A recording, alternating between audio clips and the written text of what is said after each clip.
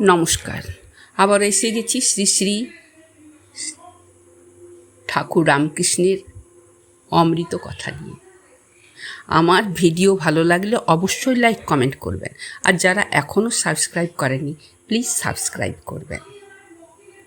ঠাকুর বলেছিলেন, পরমহংসদেব বলতেন, গুরু, কর্তা, বাবা এই তিন কথার আমার গায়ে কাঁটা বেঁধে। ঈশ্বর কর্তা, আমি অকর্তা।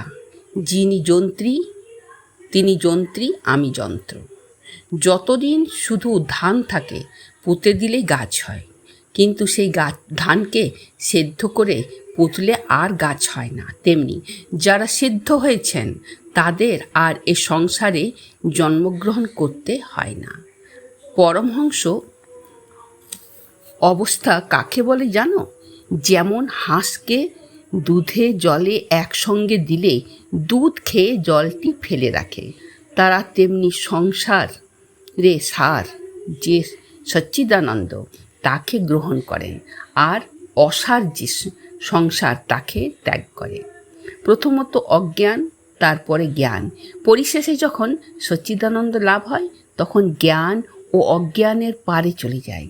যেমন গায়ে কাঁটা ফুটলে বাইরে থেকে যত্ন করে আরেকটি কাঁটা এনে কাঁটাটিকে তুলে ফেলে তারপর দুটি কাঁটায় ফেলে দেয়।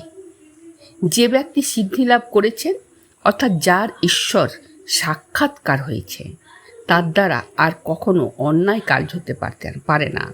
যেমন যে নাচতে জানে তার পা কখনো বেতালে হবে না।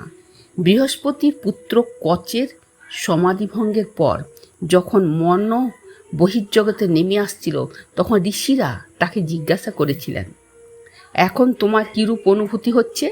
তাতে তিনি বলেছিলেন, সর্বং ব্রহ্মময়ং, তিনি ছাড়া আর কিছুই দেখতে পাচ্ছি না। ধন্যবাদ।